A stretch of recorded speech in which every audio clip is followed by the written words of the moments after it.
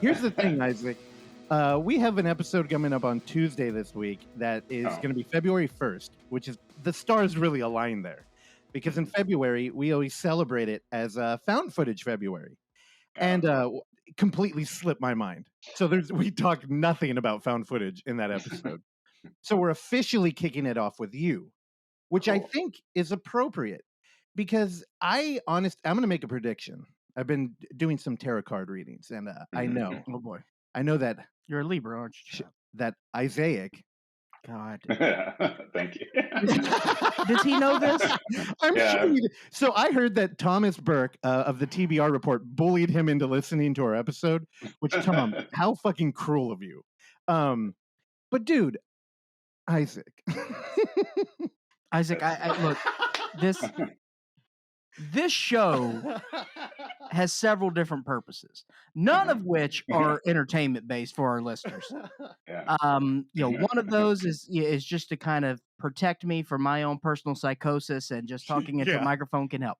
Another reason is to help educate Russell as a 37-year-old man who should know things that a 37-year-old man should know, like how to pronounce the very common name of Isaac.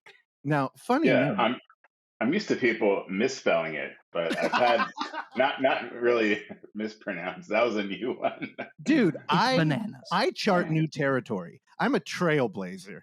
And honestly, the beauty about this show is we have too many fucking voices on it. 3 of them could have chimed in and been like, what the fuck are you talking about, Isaac? But I think Clark was texting, Randy was playing the keyboard, Oksana, I don't know what the hell she was, probably drinking wine. No, do you understand? Babysitting you is a full-time job. Oh, it is. And again, so Isaac, I apologize for that. Although I do think it is fucking hilarious. The thing is, oh man, we run a film fest, and you actually were a part of the first year. And in the first Unnamed Footage Festival, you submitted to me what I really hoped we got more of, which was Cop Cam. And it was it was a found footage short where we have a flashlight and we're in an abandoned building and we're exploring. And that's one of my favorite visual aesthetics. Yeah. And it's to see your career and like where you've gone with it. Man, I really think you're somebody that found footage fans need to be aware of and watch. Because, dude, you're crushing it here. And I make up names like Isaac when I'm too excited. And man, I want to touch on this last, but Deadware, you really I don't know, you gave me some life with that film, and a little bit of psychosis, I guess. But dude, thanks for taking the time and coming to chat with us. Yeah, no problem. Now, let's talk about that hat. That's a cool hat, man. Oh, thanks. Yeah. Wait, so has the show like started officially? Yes. You can never tell us. Okay. All right. I didn't know if it was like introduction still or what's. All right. I'm here. What's up? What's up? How's it going? So what's up with that hat? It's a cool hat, man. What is that? Yeah. I just like the pumpkin on it. Actually, honestly, I just thought it was a cool pumpkin Halloween hat. And I got it in a weird small store in Austin. So, yeah. What's the store? It's called something October. Black It's a very so they sell like really kinky stuff in there. So it's not like. Yeah, it's not like a place I go to every day, but they have like some cool horror stuff and then some really like kinky stuff in there. And so I stay on the horror side, but yeah, they have like cool hats and like vintage shirts and things like that. I mean, we could talk a little bit more about the kinky stuff. What kind of kinky stuff are we talking about here? Like sexy outfits, more for the women, I would say. Don't touch. Like leather straps and things like that. Stuff like that. For the more adventurous of us. Yeah, for the more adventurous. Sure. Yeah. You went in there to buy food and got a damn hat. You know what? We can. You should see Clark's bathroom. It looks like a fucking little kink shop in there. What are you talking about? You got some risky magazines in that cabinet. Okay, Oh. no. I'm more than happy to talk about this. Those risky magazines came with the bathroom. That is true. 100%. I opened up the bottom cabinet below my sink, and I see 3 inked magazines. Like, what's going on here? And I maybe have kept those magazines. And then we signed the contract. We're like, we need this That's house. it.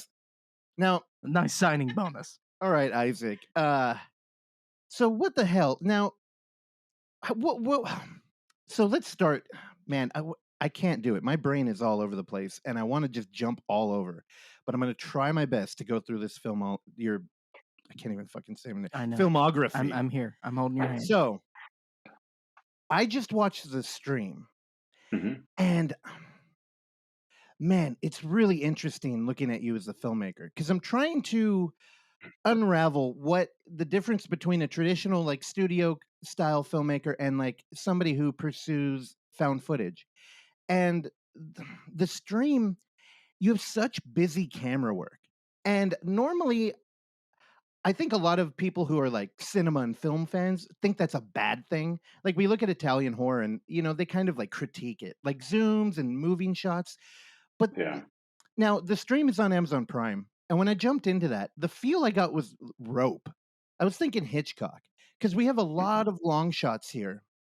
And it looks like you meticulously planned out where you were going to go. The lighting looked right because there's no shadows dancing around. And I'm just curious, like, for your first feature, it seemed pretty ambitious. Like, what got you on that?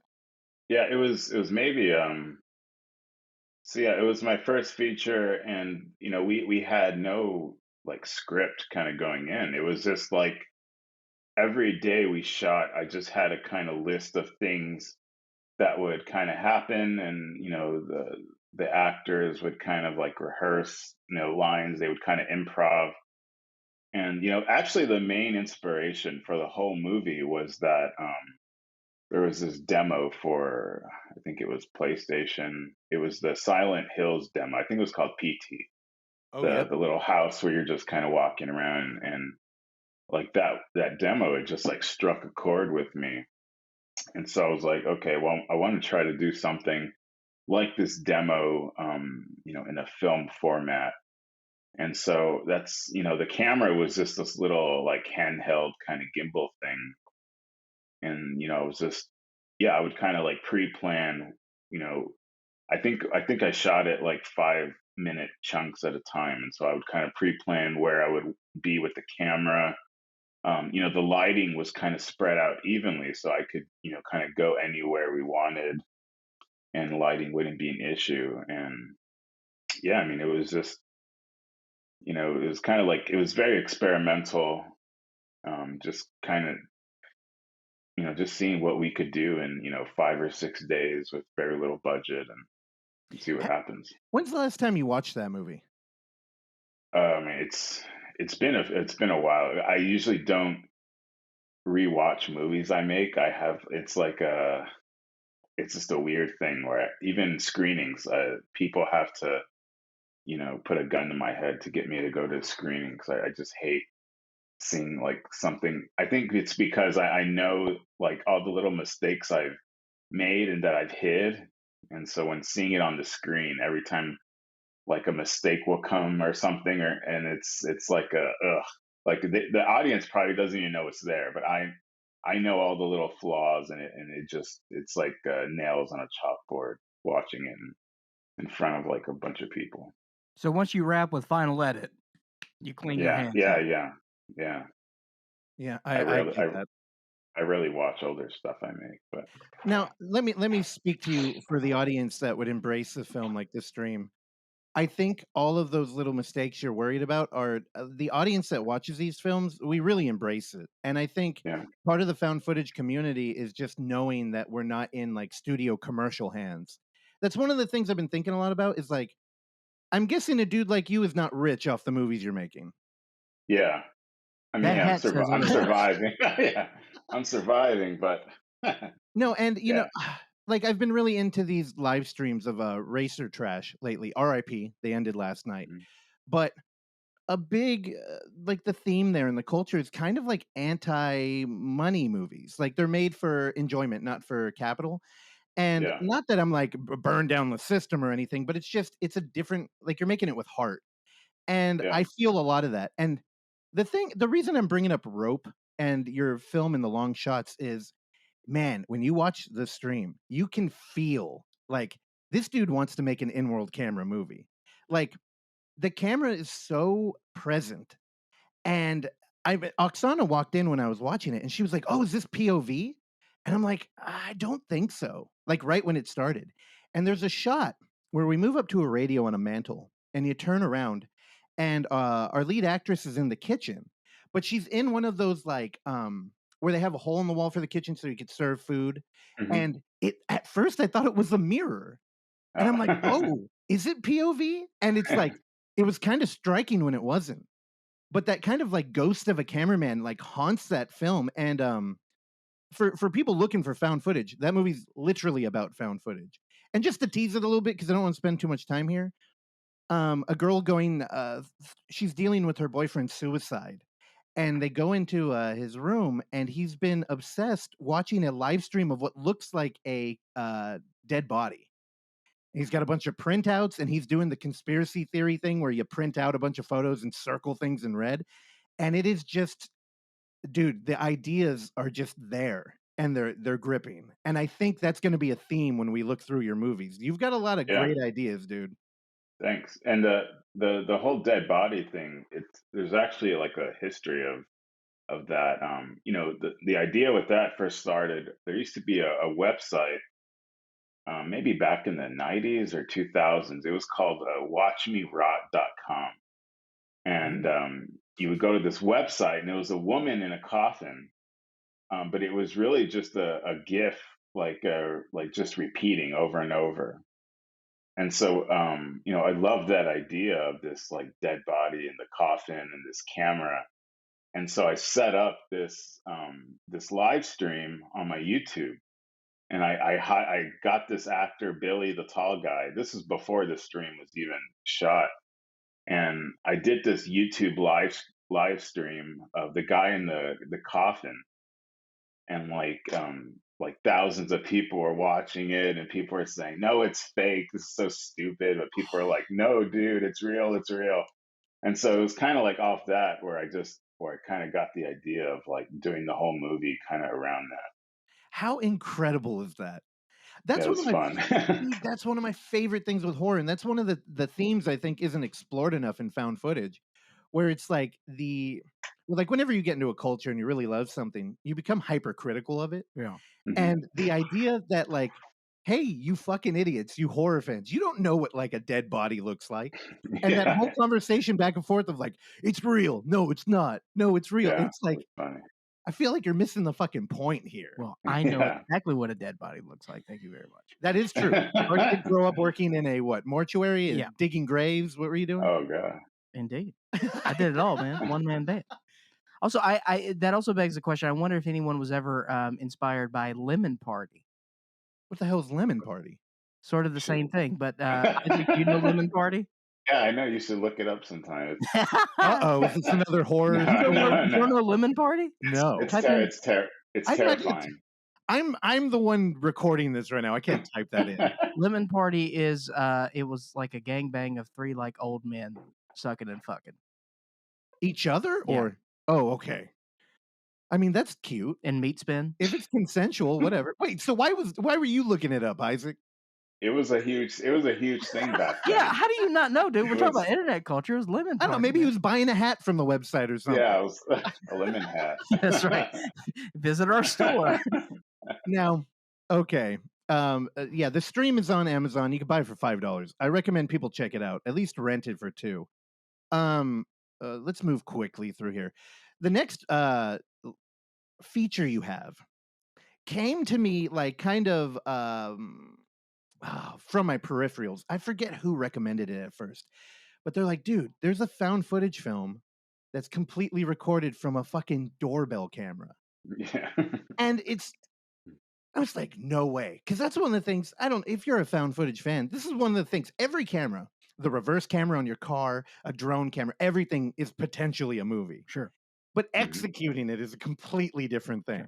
Sure. I mean, look, you and I, we watch a lot of compilation videos. Yeah, we do. Because we're in our mid to late 30s, and why not? We're that's what responsible citizens of the world do. And we think about some of the more frightening things that we come across are doorbell cameras. Oh yeah. So I think it certainly is a service to that, in that it's a good medium for a horror film. Well, let's think about what your front door to your house represents. Well, we also think about what's one of my favorite subgenres, and that's porn. Sure. POV. Besides the lemon party aspect. Okay. Home invasion films. Oh, that's one of your favorites? I love it. I think I do too. It's just a fucking fear. Especially, dude, during the lockdown, all the riots and stuff, it became a real reality. Yeah. And I think doorbell dash cams, all these kind of video recording will protect us. Which, I mean, even when we look at retail stores, they prevent maybe if people are scared of it, but once that illusion's broken, your front door's opening up. Yeah. And dude, what the hell, what made you want to do this, Isaac? What made you pull the trigger on fucking a doorbell cam horror movie? It's it's actually a very long, complicated story, but the short kind of version of it is, I had been hired to make this kid's dinosaur movie. It's called Jurassic Tale. Oh, I was gonna get there. Yeah. So okay, I'll leave that for later. So after that incident, then that nightmare, I'm left soulless, and I feel disgusted, and I'm like, okay, I'm gonna, I got to make a horror movie. I got to get back on track. And I was thinking, what can I make with literally $0? I mean, I think the whole movie was made for $500. And so I knew my mom, she had this big porch. It was it had a big sitting area and things like that. And, I'd seen the clip, kind of like a compilation thing. It might have been TikTok or something, but it was a woman banging on the door in the middle of the night. And to me, I was like, man, it's terrifying. I want to try to do something like that, in the doorbell format, in a feature, in a feature film. And so I started writing the script, and writing the script was probably the one of the hardest things I've ever done, because it's you have one angle, it's just one camera angle, and you have to keep the story going, but you also have to keep it entertaining, because no one just wants to watch people talking for 20-30 minutes, standing in front of a camera. And so it was just, I mean, mostly having a crazy idea. And it was one of those ideas where at first I was like, no, this is too crazy, it's too ridiculous, it's not going to work. And I think it's those kind of ideas that can kind of blow up. And so we went out, we shot it in 5 or 6 days. And the funny part is, after I finished it, I hated it. And I've learned to have a softer heart towards it, because after I made it, it took off. It took off a year later. A whole year went by. I put it on Amazon. I almost took it down several times because I hated it so much. I hate it. Wait, Isaac, why did you hate it? I don't know. It felt like a gimmick, when I was making it, I had this idea, it's a very strong concept. I think people might catch on to it. But then after that, it's there was this guilt of man, maybe it was too strong of a concept, and it's embarrassing that maybe it's I don't know. Well, here, let me defend your film for you. Now, one, I do think it is a little weird looking at the movies you've made, because there's a lot of humor in it. There's a lot of humor. And I rewatched part of it And that really struck me because a lot of your film, you really deal with like kind of like dark subject matter. Like a lot of the characters are kind of like on a downbeat from the beginning. And in here we got a jokey dude in front of the camera. It struck me a lot like Nigel's stuff, where it's kind of like you're disarmed. Nigel Bach. Yeah, Nigel Bach. And I know I'm too inside baseball with that. All the bad band movies. And it's very disarming with the humor.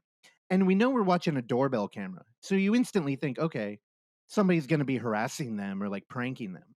Yeah. And I think, where the concept, where you expand on it and it moves out of just an idea is you went fucking paranormal. Yeah. And I was like, "Oh, we're doing a ghost? Like haunting like what a cool idea." And I could feel you tiptoeing, not tiptoeing, but you're kind of addressing an issue that you weren't taking head on. And I think it's I'm guessing now that you probably don't like theater, which I don't either.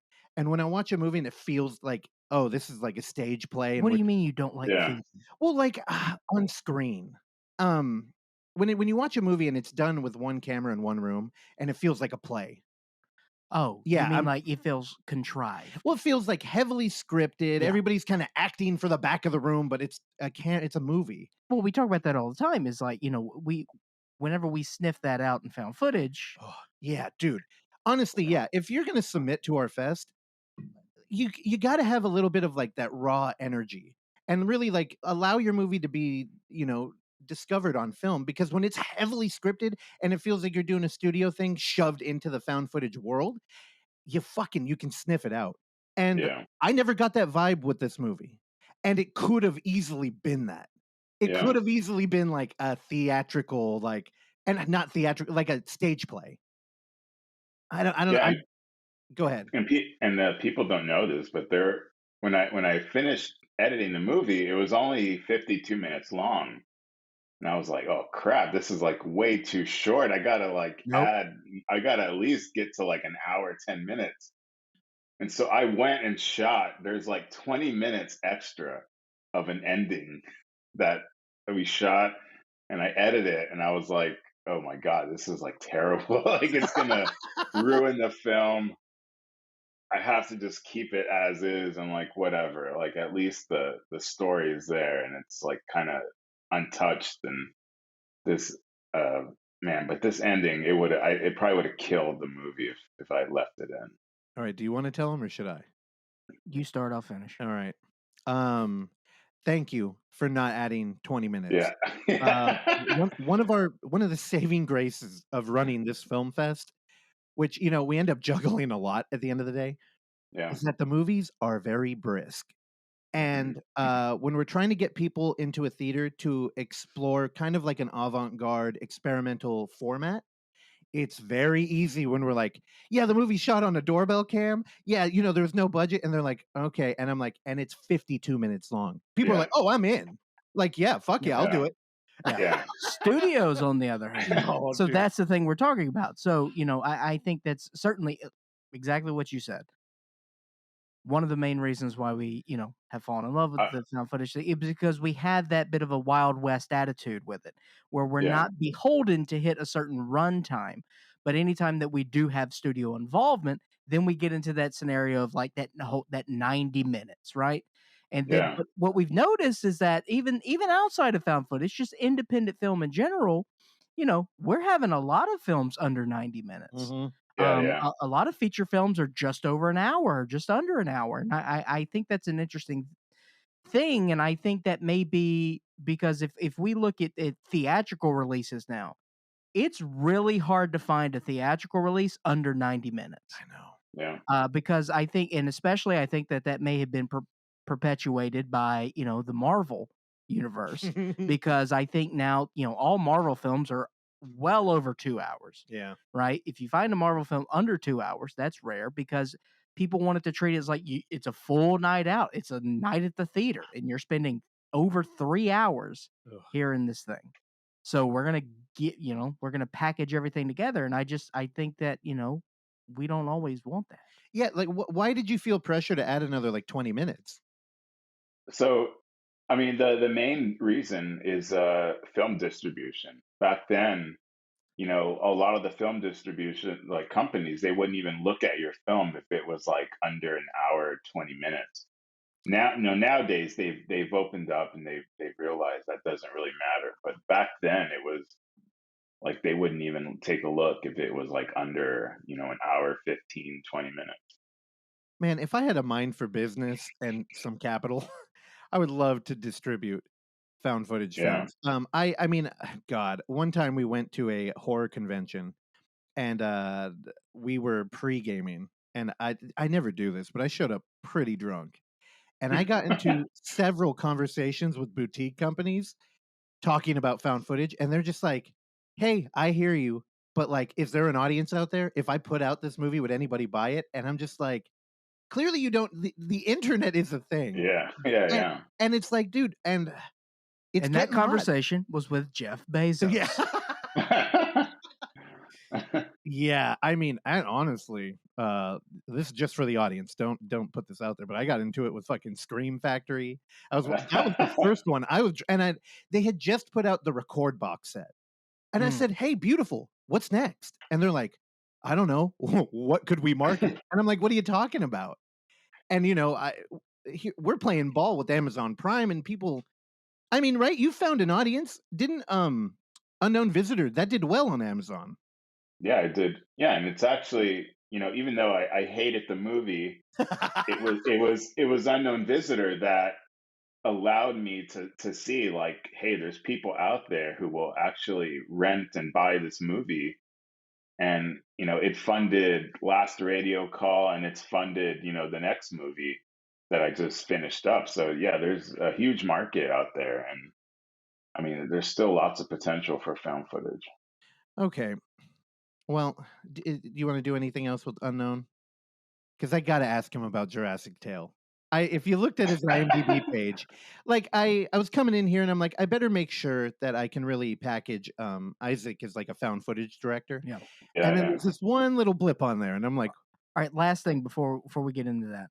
Isaac, do you have a doorbell camera? No, I don't actually. I mean, making the film. I want one. Yeah, I they're want great. one. I want one, but they seem complicated, like to set up. I'm in a rental house, so I don't know if I don't want to fuck up the whole like wiring, and then so I have a peephole. Isaac, I let guess me tell that's you, I got one for my mother for Christmas a couple years ago. I am about, and this can be confirmed by Russell, who's here. This can be confirmed by Randy, who's off camera, who is still probably bandaging his wounds from getting into a fight with a concrete slab. I am horrifically ignorant when it comes into technology. Confirmed? Yeah, and more than technology. Separate subject. Set this up with ease. Super easy to set up. Excellent investment. Not terribly expensive. Great. I also got a free Alexa out of the whole thing too. So can we go a little bit more personal with which has been unplugged? No. Okay. Because it was needed. It was needed, but did it help? Well, the Wi-Fi situation is also very important. So make sure that you've got a nice, strong Wi-Fi connection, and you're good to go. Now, do I want a doorbell cam? Hell no, because I am of the mind that it's inviting the ungood. And I think if you go back and you're looking through the footage, you're looking for something terrible. And even if I saw like a weird animal out there, which I have seen out front, weird furry animals, I don't know. It's going to change my whole reality here. So you just want to continue living in the dark. In the ignorance, yes. Yeah. Ignorance is bliss. I've heard that before. All right, let's talk about dinosaurs. Now, again, there's this weird title under your credits as a director. And I'm like, what the fuck? Jurassic Tale? So I'm like, okay, I got to find this movie. I couldn't find the movie. I couldn't even find a trailer. So is this like part of an ARG? I'm supposed to dig into a rabbit hole and... It's in the dark web, actually. Even better. So here's what happened. It's kind of like it's a long story, but here's the interesting part. So I make the cop cam, and it's viral. It's going all over the place, whatever. And I knew this actor. She was she was the actor from The Stream. Her name's Brittany Dunk. and she knew this other producer who will remain nameless. And he's like, "Hey, bro, I love the cop cam, and we can make serious money with it, and blah blah blah." And I'm like, okay. He's like, so he seemed pretty serious. He had done some other bigger name movies, and so I'm like, okay, this guy is like a legit producer. And he's like, yeah, I can get you $100,000 to make the movie, blah blah blah, and and so where things are kind of going, and a couple of weeks go by, and he's like, oh well, the money's still on the way, don't worry about it, Oh just no. keep doing the script.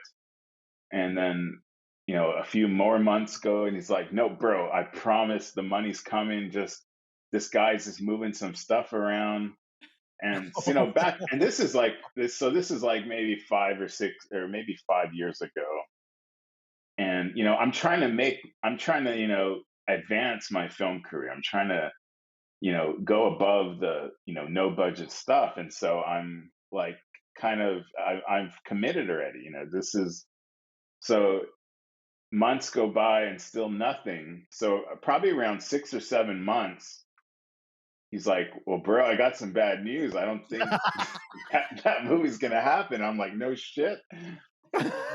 He's like, but like, I made this dolphin movie a few years ago, and it did really well, and I can get us funding for that.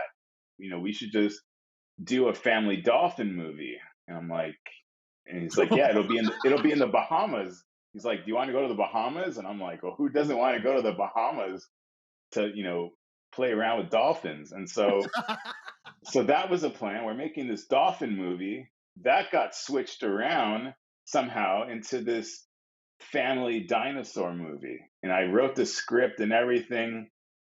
And so the movie was partially funded, and there was some shady stuff going on, but we make this dinosaur movie. Oh, you And made it. It's made. yeah, it's made. Whoa. All right, let me stop before we get into this. I don't want to yada yada yada over dolphins.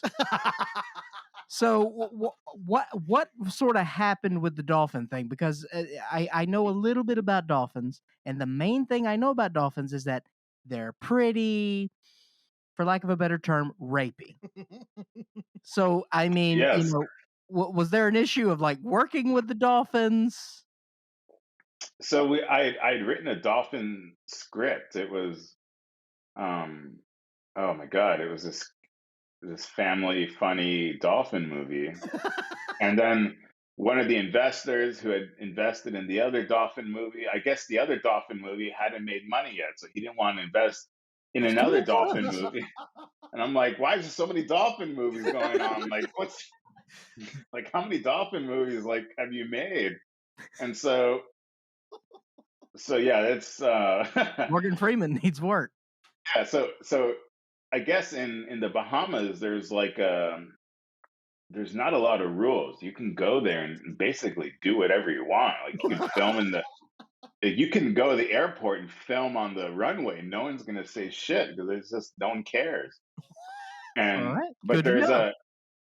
so they have a dolphin sanctuary there, and you can like go. I guess they rent the dolphins for like it was like $1,000 an hour. They rent dolphins, and you put the actors in the water, and the trainers will tell the dolphins like, do this, do that. It's just a crazy it's a crazy world over there. But so yeah, but that never happened. Yeah, so that never happened. And then I I got this. I knew this guy. He did props, and I tell like, hey, can you make me a dinosaur prop? And he's like, yeah, sure. Like no big deal. Like that'll be easy. And so yeah, that guy doesn't talk to me anymore, by the way. So like it's 2 days before we're filming, and he brings the dinosaur to the film set, and we're just looking at this giant lump of latex and green paint and teeth. and the dinosaur has the biggest ass I've ever seen. It's not proportionate. And I remember I was there. It was me, the producers, the investors, and we're all just circled around the dinosaur, looking at this thing. Like, what have we done? What have we gotten ourselves into? But yeah, so that's the dinosaur. It's been in. They've been like, so some company bought the rights to it, and they've been fixing it. Fixing the movie, editing, doing all that. I think it's all wrapped up now, so it should be coming out in a few months, maybe. Ooh, I mean, how do you feel? it's a funny movie. It's a fun family movie. So, I think some people might like it, but it's definitely not a horror movie. Well, I think even in just the context that it's a film you made makes it Yeah. interesting. Because you look at your catalog, and then we get, while spending summer break at their father's house, two kids discover a giant egg hidden in a nearby cave system. They take the egg home, and a few days later, a baby T-Rex hatches from the egg. They try their best to secretly raise the dinosaur, but things get complicated when an evil scientist learns of their secret and steals the baby dinosaur. Every time. I'll admit, when I watch it, I laugh. I still laugh when I watch it. So, Well, dude, how did you get Fauci in your movie? yeah. and dinosaur, how'd you get Biden in there? Biden.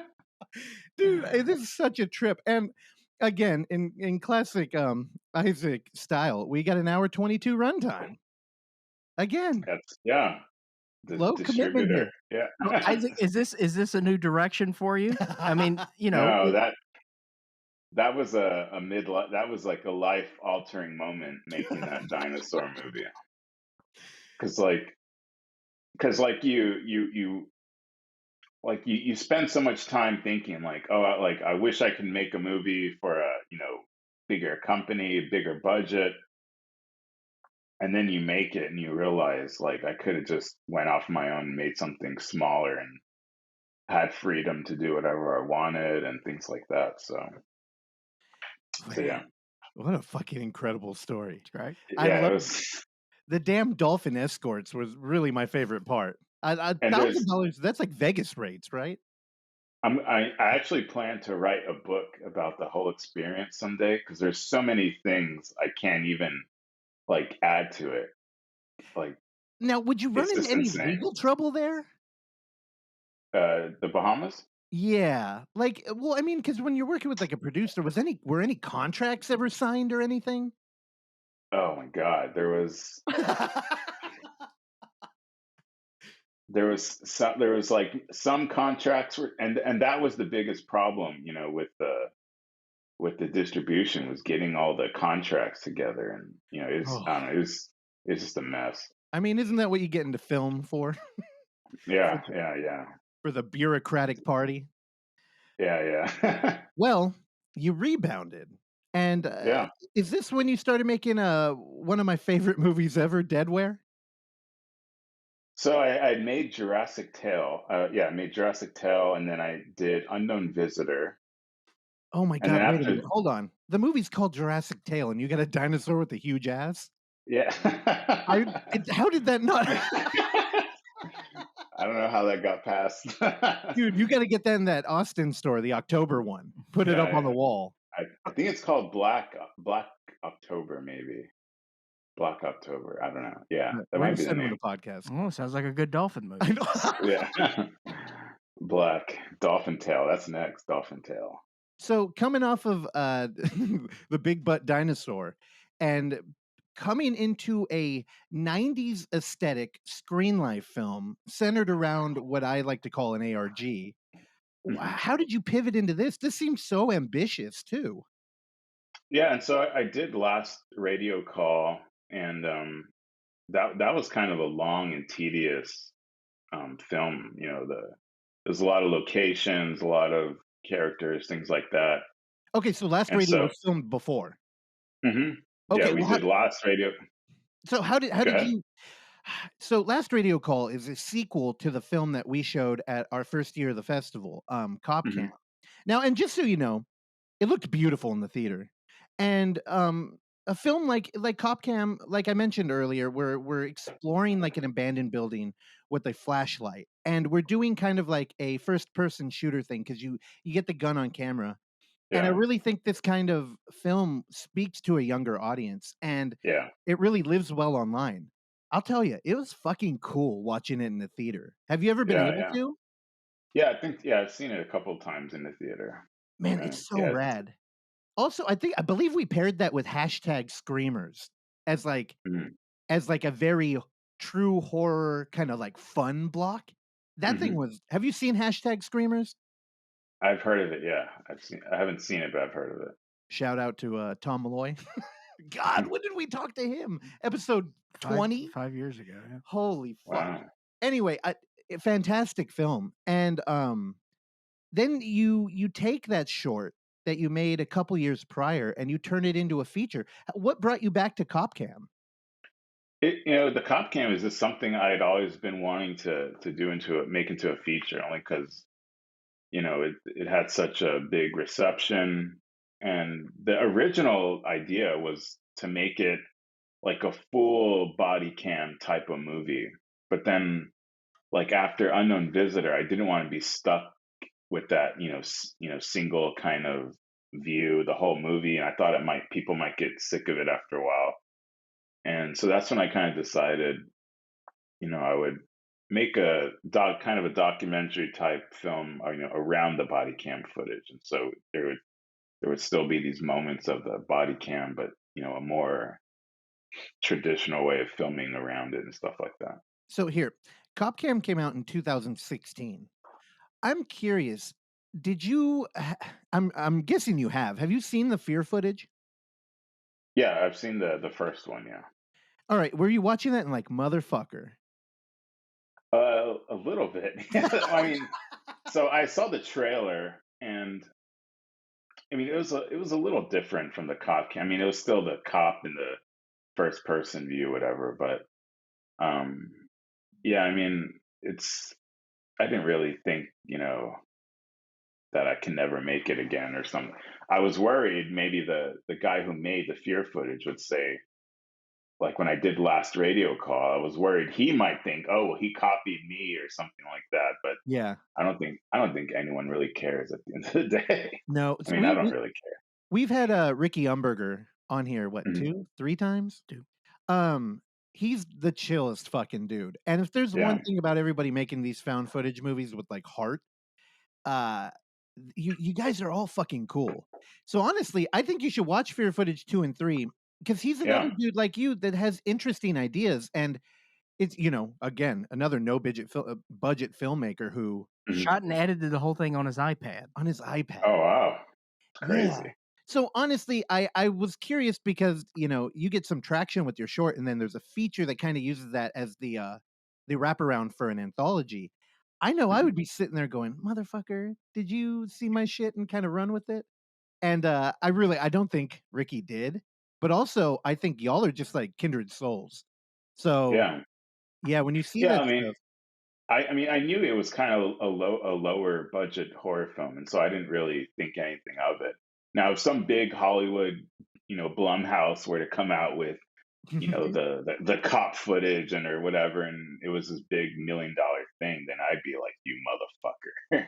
yeah. But I mean, there was a body cam movie, but I couldn't even finish watching it. It was kind of bad, What movie but was yeah, that? Clark, you saw it, it's didn't you? With it's Mary just J. called Blige. yeah, No. it's just called Body Cam, I think. Yeah, I think you covered Yeah, it on the show, right? With Mary J. Blige. Yeah. yeah, yeah, Yeah, so yeah. it's Hmm.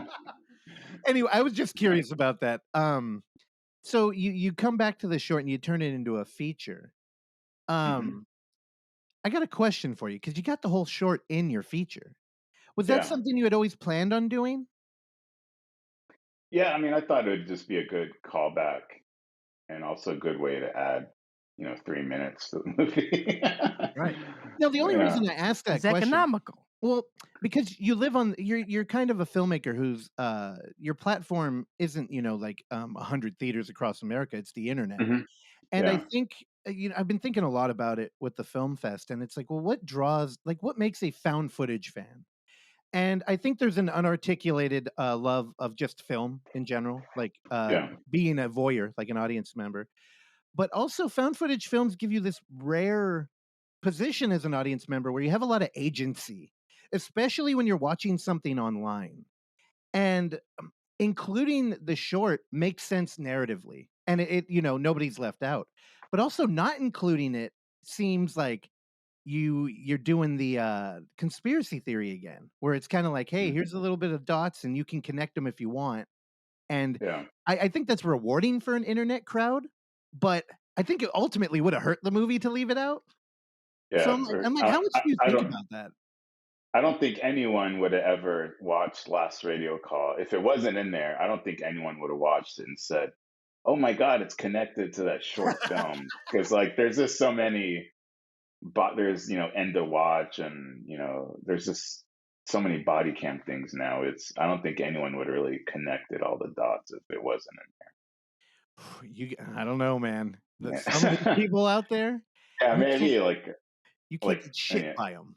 Yeah. There's probably a couple, but but you're in too deep, man. Just like there's a famous thing about Unknown Visitor, because there's a scene where there's a water bottle on the table. I think it's a water bottle and a sandwich, and the guy, I don't know. There's a scene where the sandwich disappears, and then the next scene it reappears. And I remember when the movie was getting traction, like people were shitting all. They would just bring up that disappearing sandwich and water bottle. But maybe it was a commentary on bulimia. Oh my God! I tell people it was a ghost sandwich, but I made things worse because so I put it on Amazon first. That was like the very raw first edition. But when I put it on Tubi, I got sick of people mentioning it, so I fixed the disappearing sandwich. And so Tubi has a corrected one, and Amazon has like the raw first version. So people would be arguing in the found footage groups, like on Facebook, like, oh, it took me out when the sandwich disappeared in this scene, and then people would be like, what scene? There's no disappearing sandwich. And so people were I kind of like complicated things. But now there are found footage groups on Facebook. Oh, there's a million. What are those horror shows? Here, hold on, Oksana, pull it down. She's the one that does all her social media. So there are a couple of good ones. There's like, I found out about a fantasy found footage movie that's in the works. That's from the point of view of Merlin's like crystal ball kind of thing. Kill me now. But of course, all Facebook groups have like assholes in them. I'm sure. The problem is there are a million found footage groups out there. But are there any in the metaverse? Oh my God. No. So here's the thing, Isaac, with your disappearing sandwich and two different formats out there, here's what you do. You create a blog post and you make up a bunch of bullshit about how Tubi covered it up, that sandwich was always there. Or, you make it from like a third person, and then you start linking to a crew member who's had the sandwich but went missing on set, and you just didn't want to talk about it. Are we talking Tubi Gate right now? Dude, you give, so there's some hungry people out there. Lead them with the trail of breadcrumbs. Bring them deep into the woods. I honestly feel like that's the power of like the internet mixed with found footage horror. Is we're blending reality and fiction, and if people are online spending their life force arguing about this vanishing sandwich, but also appreciate that these are all people that noticed that shit. Yeah. Like they're paying close attention. Yeah, so at least they pay attention. Yeah. But dude, it's called it's just found footage movie group, and there's like almost 43,000 members. But oh man. I was riffing about this with one of our program directors for UF, and we were talking about I think I was talking to an artist, and he was mentioning how when you use a bunch of like stock websites and they have like horror picture, and you keyword search, and he's like, when you look at it, you see it in marketing all the time. Like you see these reoccurring images. And I told him, well, on the podcast, one of our favorite things to talk about is when a production company makes your movie poster and they have the girl being dragged away. And it's and then you line them all up and you're like, it's the fucking same girl. Yeah. And it doesn't happen in the movie. And I was like, you know what we got to do? You got to make a faux doc about that girl and, bring it all back to a photo of her being dragged away. It's the last time she was ever seen. And then it's been like, like, here's the thing. I'm so excited about you as a filmmaker because, I feel like when we step out of the tradition of like, the studio system and RKO and we're here now, and it's just like there are no rules. Like we understand how movies are made, but we're breaking them. My message to you would be like, dude, don't ever be scared to go too far with this shit. Yeah. They're going to follow you, man. Like I'm jazzed about all of this. And when I saw that you had made a sequel to your short film, honestly, I didn't know what that meant. Like, because you could have done so much where it's like, oh, hey, here's a callback to my short. It's about the director going missing. And there's some footage, like it could be anything. Look, I'm bored. I'm sorry. I get too excited about these films. And dude. And make a dolphin movie, dude. Yeah, that's going to be found footage. So last radio call, I have to ask, where did you... So I love your lead in last radio call. Sarah? Yeah, Sarah Freilich. Dude, where did you find her? I mean, we were just friends on Instagram, and she had never really acted on film before. Now, I'd had another lead actress that was supposed to be in the movie, and she kind of like bailed 2 or 3 weeks before we started shooting. And I was like, God damn, like I got to fill this fast. And Sarah had she had a very unique look, and she had a good voice, and so I just kind of like proposed, like, would you maybe be interested in acting? And she's a huge horror fan, so she was like, absolutely. And so she did some test, video auditions, and I thought she would be perfect for it. Good move, man. Now, normally when we talk to indie filmmakers, it's pretty common that people will, I mean, famously, Nigel Bach made Bad Men because he had a whole crew bail on him and, down to the day he was going to shoot. And most people, they cast randomly and they just run with it, and it bites them. The fact that you made her audition, dude, good instincts there. Because I was getting ready to say, man, you fucking hit the lottery. Just randomly pulling somebody off the internet. Dude, she's great. Did she have any acting background? I think she did some like theater when she was younger, but never like any kind of film stuff. So it was her first, film appearance. Dude, oh man, incredible. I feel bad, but I'm like I'm dying to talk about Deadware. All right, well, you got like a few minutes. No, we don't. He said he's free all day. I'm not. We got him booked for like 3 hours. Here's the thing. Oh man, where do I start with Deadware? Now we're doing screenlife, which is honestly a subgenre of found footage that I think is finding a new life.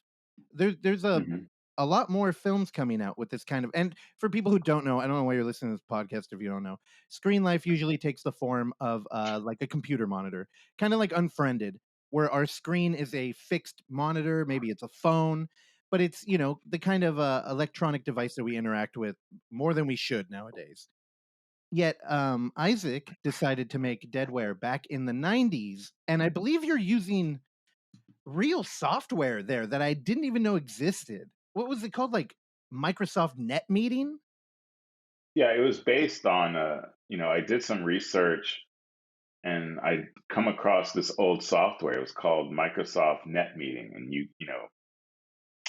it was the 2 video screens, and you can share stuff, and I think you could even browse. Now in Deadware, the actual movie, I didn't have license to put Microsoft logos and everything. So I pretty much recreated the whole operating system, the desktop, all the little video things. They were all kind of hand created to be similar, but not have any logos or things like that. How the fuck did you learn how to do that? I didn't make an actual operating system, but Yeah.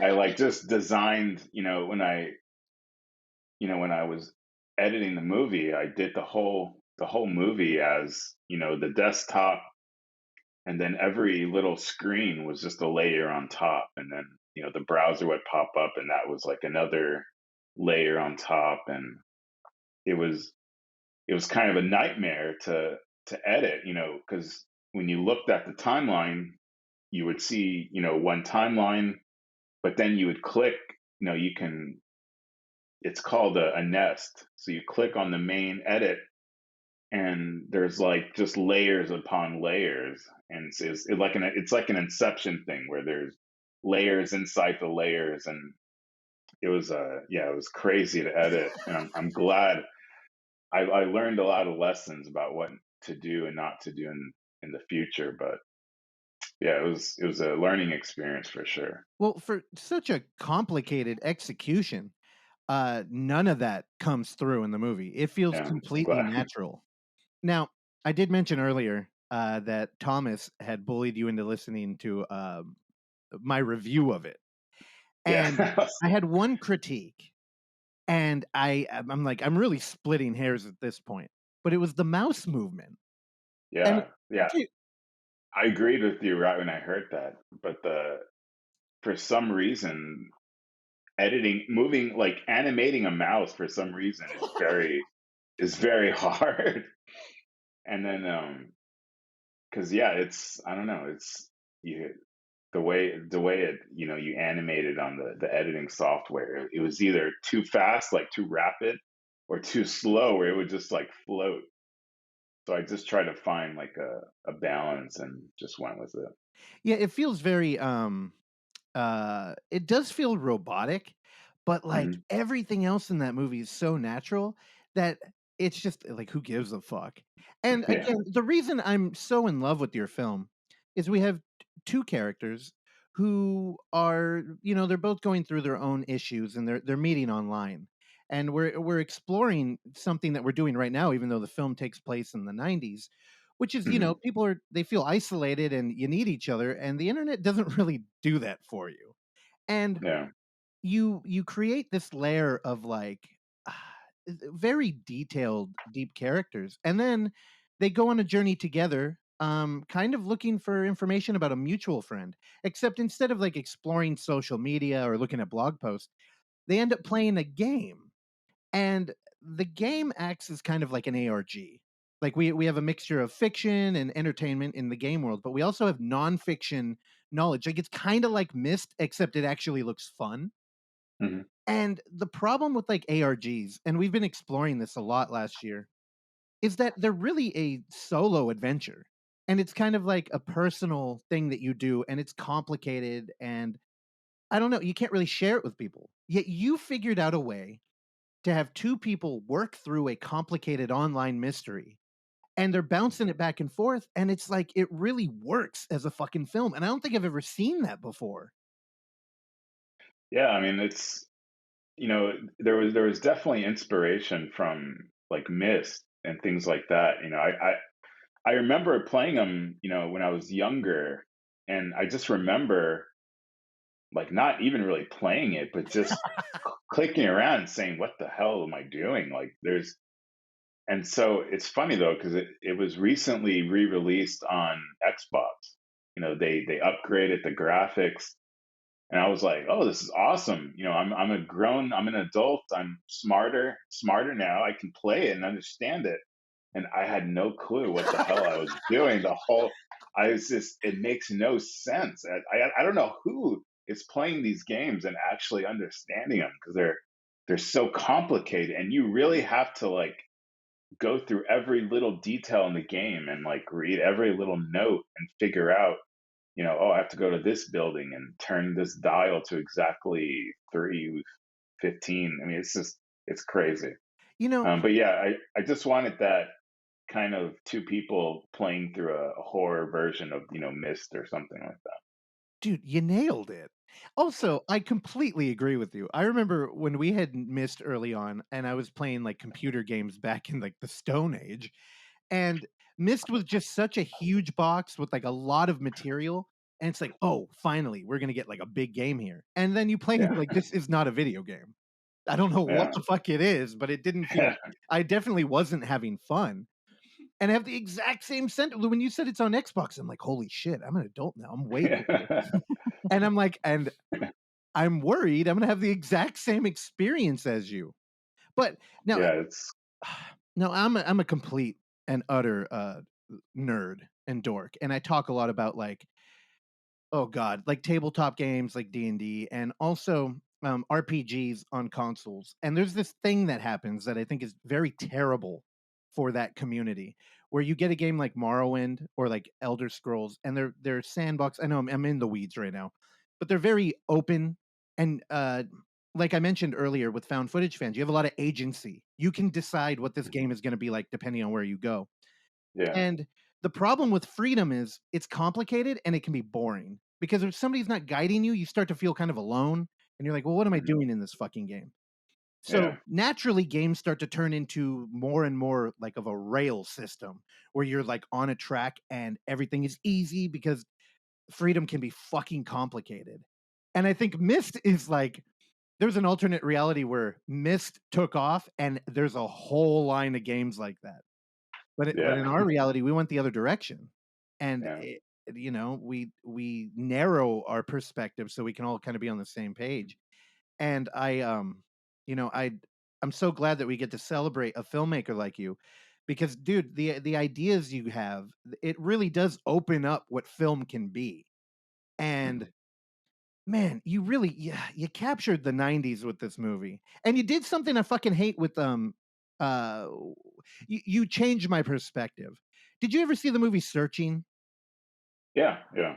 You know what I fucking hated about Searching? The entire movie. Clark hated the whole movie. I hated, well, one, I mean, to call back to Scream 5, it feels kind of like, I'm air quoting now, an elevated found footage film where Yeah. it's like, Yeah. here's a smart people found footage. It's like, fuck you. Like, first, And and it Yeah. was not. it was not. Also, it kept I hinting. did, Go ahead.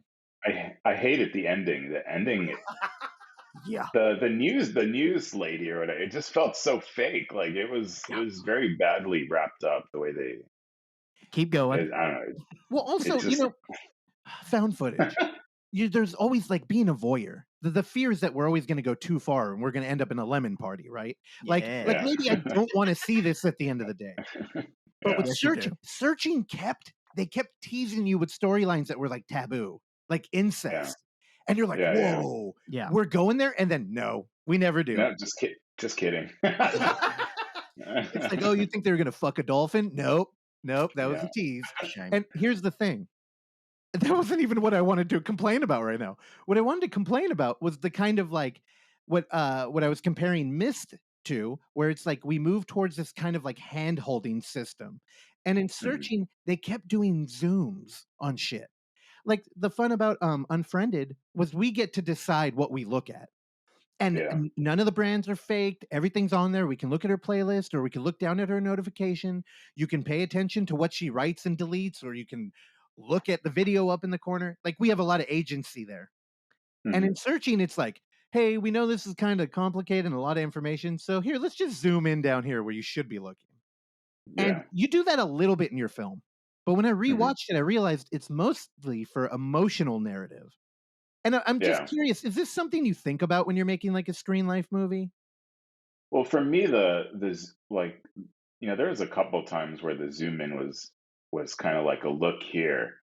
But for me, it was more like, editing, editing a conversation. So it was like when I zoomed in on a character, it was more just like, changing a camera angle kind of thing. And because I just edited the whole movie, it was there's a version of the movie where it's just a whole the whole desktop. And so I took that and then I edited the zooms, just zoomed in when they were talking and things like that. I get it, because one of those when you watch a screenlife movie, they're really good at just feeling all in one shot. Even Yeah. though they're not, it's just there's so much going on that kind of the film language just like melts away. And every Yeah. time I watch Unfriended, I am always amazed. Like, God, it really feels like we sat down for an hour and a half and this just happened. Yeah. And yeah, man, I gotta ask, how scripted was this movie? The whole thing was scripted. That's incredible. I wrote the whole screenplay, but what I do though is, I'll write a screenplay and I'll give it to the actors, and I just tell them, they can kind of do whatever they want with it. It's not it's not. I'm not dead set on like you have to say these lines. It's part of the story. Like I let them, add to the character and things like that. So then it becomes more of a natural thing. Dude, your leads in this movie are incredibly natural. It feels like Yeah. now, I talk a lot about being a voyeur and enjoying film. And I know when you watch like VHS, you're clearly a voyeur because we're doing a lot of shit we're not supposed to, and we're Yeah. watching it. But when you watch a screen life movie, it's almost like you're like it's almost like you're an Unfriended and you're like an Yeah. intruder in a Zoom meeting or something. Yeah. And Yeah. we're just watching this like intimate conversation. And man, if anybody walks away after listening to this interview and you're like, "Oh, I should check out a movie," fucking rent Deadware. Or just buy it because you're gonna want to rewatch it. I can't love this movie more. Yeah. I mean, we shot it in, I think, we shot it in 3 days total. And, Damn. I mean, they communicated through an actual Zoom meeting. So they were doing the movie through Zoom. And then I recorded, the audio and the video separate through like a GoPro. And the only problem was sometimes the Zoom audio would get into the microphone. So like in the movie, there might be a couple times where you hear like an echo, but I just figured that that's just an effect of Yeah. of back then. Like it can pass off. But yeah, I just watched them. Yeah, I was kind of like the voyeur. I hid my face, and so I was just watching them. Go through the script, and yeah, I mean it was. I mean, shooting it was easy. It was the editing that was the huge. That's where all the the time took was editing. Now, that's another one of our favorite things to talk about on here is how, cinema up until what, the mid 2000s, it was all about the auteur theory. And now I feel like we need a new one because with found footage, it's all about the editing and the editor. And a Yeah. lot of the times people are in your position making these movies where they're director, writer, editor. And Hmm. you're saying it took 3 days to shoot it. Now, how long did it take to build this movie out and edit it? Probably like 2 months, maybe. Yeah, 2 months of just pure. And like towards the end, you start going crazy because you've seen it so many times, and you don't even know what's scary anymore. You don't know if this thing is working or not because you've seen it so many times, so you're completely numb to it, and you send it to you might send it to someone else, but they're not. I feel like 90% of the people, if I send them something, they say, "Oh yeah, it's good. I like it. I really like it." It's hard to get a real like gauge on it because no one's gonna say, "Well, it's not really scary. It's kind of sucks." And so it's kind of hard to gauge, Well, how the Isaac, movies. if you ever want Yeah, to send us stuff, I've had this yeah, yeah, conversation definitely. many times with Thomas. And like anybody we really do any kind of art with, where it's like we're not helping each other unless you're kind of like blunt about it. Because if Yeah, you're like, yeah. "Hey, dude, it's great," and it's garbage, they're just gonna turn around and show somebody else, and they're gonna be like, "What the fuck did Isaac just show me?" And then and so I finished editing it, and I was like, I had no idea if it was any good, and I sent it to one distributor, and they said they didn't want it because they didn't want to do any screen movies. They called it screen movies because they said, "Oh, people are tired of looking at screens from COVID, so we're not taking any screen movies. And Wow. I was like, what does that even mean? Like, I was like, can you like elaborate on that? Because it doesn't. He's like, yeah, we're looking for more cinematic movies. I'm like, okay. And so I sent it to another place, and they were like, yeah, we like it, but it's kind of slow, and there's not a big scary opening, and you know, we want to put it on YouTube, and we're afraid that people are going to drop out and not, you know, watch it, and it's. So I was like, you know, just forget about it. I'm just gonna self-distribute on Amazon, and it's been doing pretty good so far. So I'm kind of happy I just went that direction with it.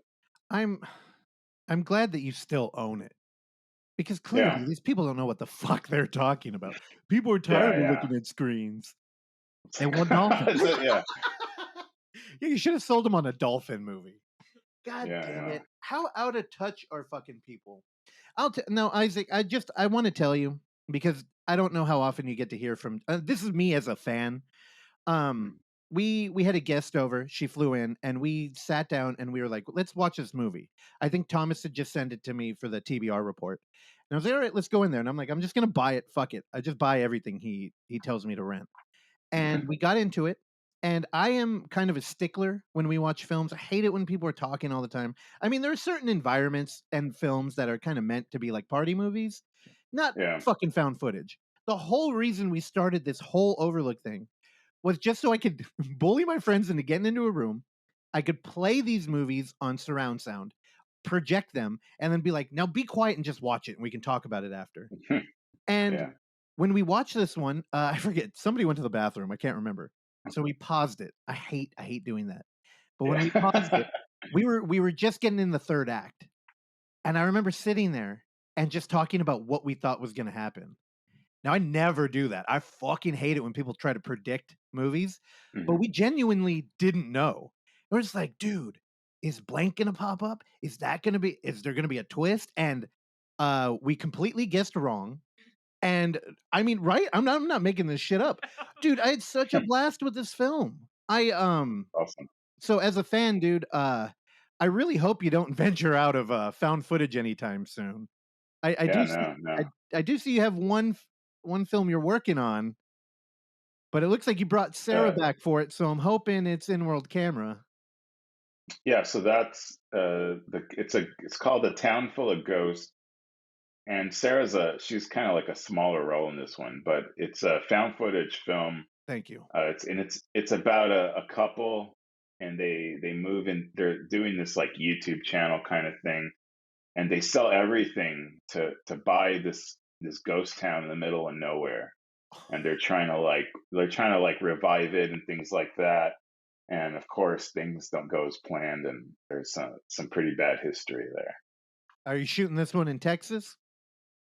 We shot it already. I shot it in December, and this is the one Thomas is actually helping me edit. So he's been editing, and he's been doing a really good job. It's kind of weird not editing. This is probably it's the first feature film I've not edited. So it's been a good experience so far. All right. Well, you hired a machine. I know. Disguised as a man. Yeah. No, he'll message me sometimes like 9 a.m. He's like, "Oh man, like check this out. It did this last night." And I'm like, "Dude, when did you sleep?" He's like, "Oh, I don't really sleep. I just edit." And I'm like, "Damn." Yeah, Thomas is a cool guy. Yeah, and you know, again, with the whole Unnamed Footage Festival thing, we really started it to try and make a home for this community. And fuck, Yeah. I think in the 5 years we've been doing it, Thomas has done more work than I don't know. I'm excited, dude. Isaac, I think if you're out there listening and you're a found footage fan, you got to get familiar with this dude. He's doing incredible work. You did a fucking doorbell camera movie. You did a screenlife film. Dude, vloggers buying a ghost town. What a fucking great premise, dude. He did dinosaurs. He almost did dolphins. Almost. Man's down. It's next. If you love big butt dinosaurs, you got to track down my man Isaac. And who doesn't? I do. All right. I can feel Clark. He's ready to go. The time is also telling us it's ready to go. All right. So fine. Isaac, thank you so much, man. We're sorry about Thank you. butchering your name. That's all good. But you're in the family now. So also I apologize about that. Yeah, I planned to go further with the Isaac bit, and then I was just like, it's embarrassing. I didn't want to do it. When I was just happy that someone liked the movie. So I looked past the Isaac. I was just happy someone liked the movie because you were probably one of the first people to actually review it. And so. And again, thank you, Thomas, for that, because again, we cover a lot of film. I don't know how he's constantly digging up titles. And honestly, I feel a little embarrassed about it because you're an alum of the Unnamed Footage Festival, so I should have known. Yeah. It's just so hard to keep track of everything. Yeah, definitely. Isaac, I love it, man. We got to get you back on at some point. Yeah, definitely. Thanks, man.